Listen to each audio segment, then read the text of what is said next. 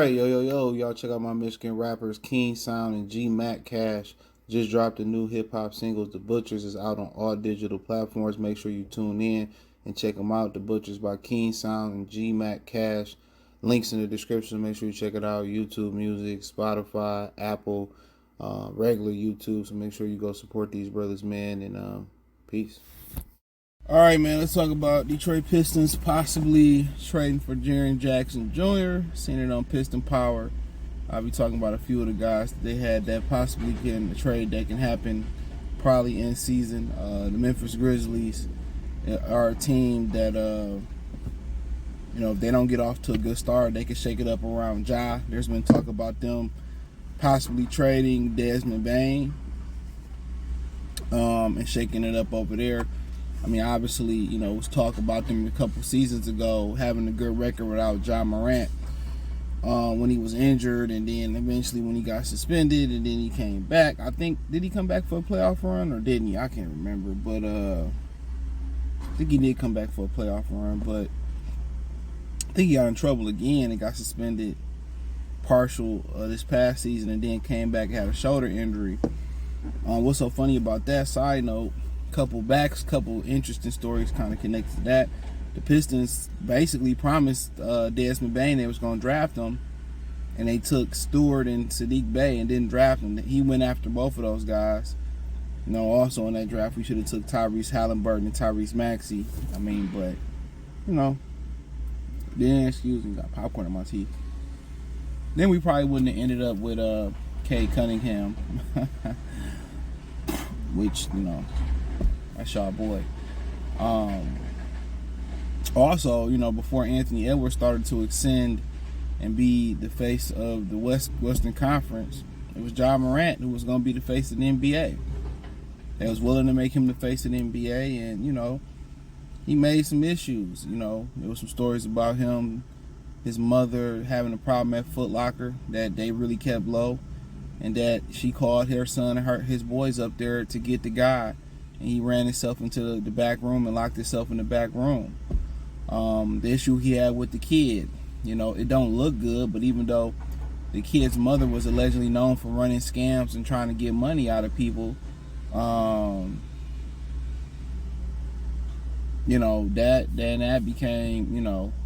that became a story. And then obviously the gun, I think the second gun was fake, and the strip club, he throwing all that money around. You're going to keep that file on you. But in my opinion, this is why you got security. But security can be a gift and a curse. They can cause more problems, but you got to make sure they're assured, bonded, and everything is done the legit way. Like most legitimate businesses are, you got to make sure you have the right people around you. So the best thing about security is to be able to have deterrent. They are deterrent, but also they can see things before it happens. You know what I'm saying?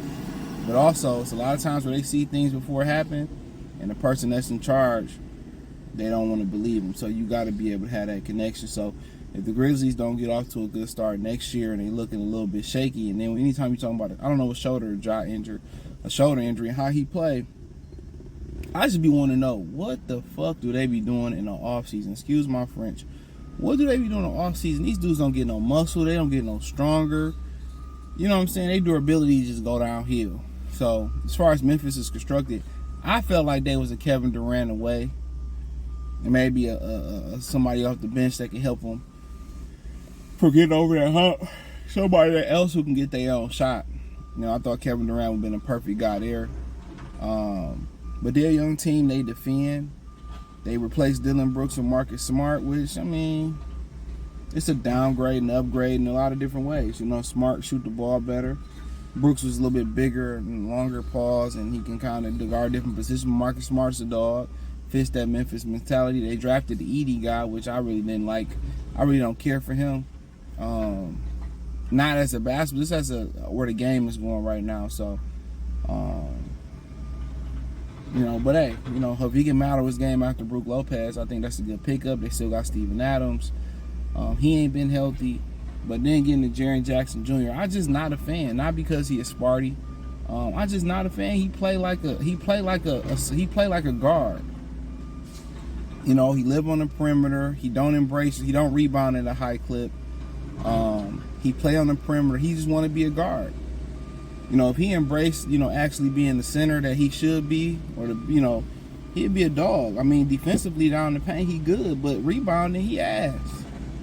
Like, he's soft. He's soft, bro. I don't really like that. Like, he's softer than DeAndre Ayton. You know, always injured. You know, and then, you know, really his ideal position is playing at the 5. He don't never come in no stronger, no more bulkier, trying to post people up. You know, he don't come in trying to do that. You know, post people up.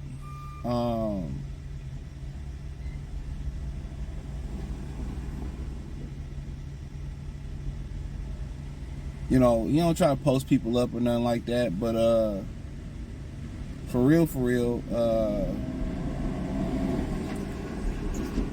you know, for real, it's just to the point where he don't play his size. And then, you know, offensively, he want to be on the wing. He like take a lot of threes, but it ain't like he gonna take you off the dribble and play like a Durant or nothing like that. Really, he's a center. At best, at worst, he's a stretch 4, but he doesn't embrace the position. He doesn't embrace the position. He don't embrace the position. He want to be a wing. He don't get in to put his nose in there and get rebounds. He ain't what a Piston is about. He's a beta big man. Don't go up strong. I mean, he got all the talent in the world. I think his father played in the league. He got all the talent in the world. You know, if he learned to play with his back to the basket, box out, be aggressive, be strong, you know, rebound the basketball, he'd be one of the best. He'd be like Anthony Davis. He'd be like Anthony Davis. Yeah, he'd be like Anthony Davis. But, you know, nonetheless, you know, I just don't think he's mentally strong and physically strong. I don't know mentally, but physically, he's not physical enough. You know, he's not physical enough. So that's one of my concerns. Him not being physical enough. I would say no. This is a really, really sweet deal. But he just don't rebound enough for me. Good defensive player though, but don't rebound enough.